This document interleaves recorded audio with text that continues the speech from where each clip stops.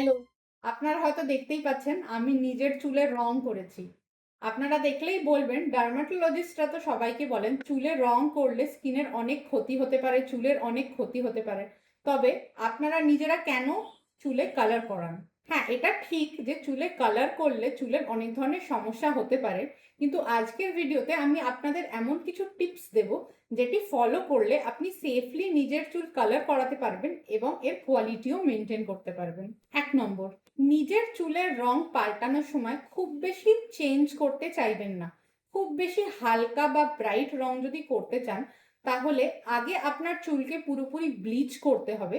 Bleach করার ফলে কিন্তু চুলের অনেক ক্ষতি হতে পারে। যদি আপনাদের রঙের শেড নিজের ন্যাচারাল হেয়ার কালারের কাছাকাছি হয়, তবে সেটি আপনার চুলের পক্ষে হেলদি। 2 নম্বর, পার্মানেন্ট হেয়ার কালারের চেয়ে সেমি পার্মানেন্ট বা টেম্পোরারি হেয়ার কালার আপনার চুলের পক্ষে অনেকটাই ভালো। পার্মানেন্ট হেয়ার কালার করার জন্য যে প্রোডাক্টগুলি ইউজ করা হয়, যাতে আপনার চুলের ন্যাচারাল রং ব্লিচ করে বের করে দেওয়া হয়, এগুলি কিন্তু চুলের রঙের সাথে সাথে চুলের প্রোটেক্টিভ লেয়ারকেও অনেকটা ড্যামেজ করে। যেহেতু সেমি পার্মানেন্ট বা টেম্পোরারি হেয়ার কালারের জন্য চুলের ভিতরে কেমিক্যালস দেওয়া হয় না, সেই জন্য এগুলি চুলের পক্ষে বেটার।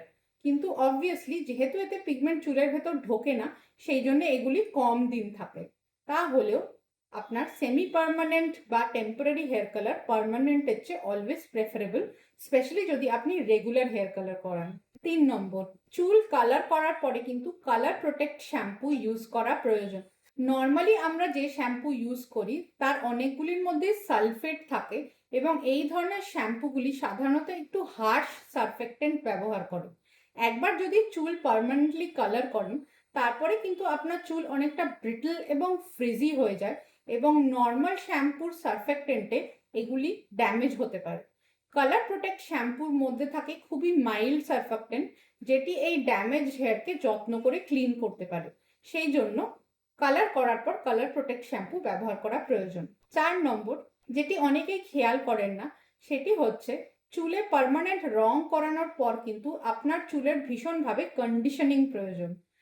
চান করার পরে অবভিয়াসলি কালার প্রোটেক্ট কন্ডিশনার ব্যবহার করবেন, যেটির মধ্যে ইউভি প্রোটেকশন থাকবে, পলিউশন প্রোটেকশন থাকবে, এবং এটি আপনার ড্যামেজড ব্রিটল হেয়ারকে এনভায়রনমেন্টাল ইনসাল্ট থেকে বাঁচিয়ে রাখবে।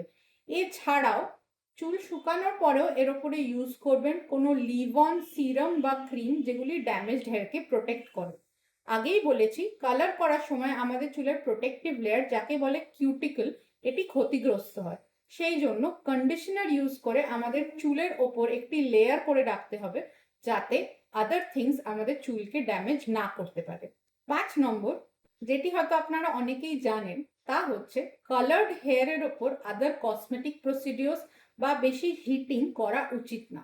কালার্ড হেয়ার অলরেডি ব্রিটল এবং ফ্রিজি থাকে, এর ওপর যদি আপনি তাপ দেন, তাহলে কিন্তু তা চুলের প্রোটেক্টিভ লেয়ারকে আরও ড্যামেজ করতে পারে, এবং এর ফলে চুল মাঝখান থেকে ব্রেকেজ হতে পারে এবং এর শাইন নষ্ট হয়ে যেতে পারে। তাই হেয়ার কালার করার পর, স্পেশালি পার্মানেন্ট কালার করার পর, এর ওপর স্মুদেনিং বা কেরাটিন জাতীয় কোনো প্রসিডিওর করবেন না। ইভেন বাড়িতে যদি ব্লো ড্রাই বা হিট করে স্টাইল করার অভ্যেস থাকে, সেটিও কম করতে হবে। মনে রাখবেন, পার্মানেন্ট হেয়ার কালার কিন্তু বছরে একবারের বেশি করা উচিত না।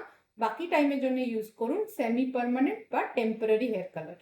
আশা করি এই টিপসগুলি মেনে চললে আপনারা নিজেদের শখ অনুযায়ী হেয়ার কালার করতে পারবেন, কিন্তু আপনার হেয়ার হেলদি থাকবে।